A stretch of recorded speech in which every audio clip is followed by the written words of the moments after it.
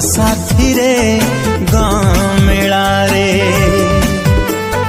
से दिन ठू रही तू ए छाती रे।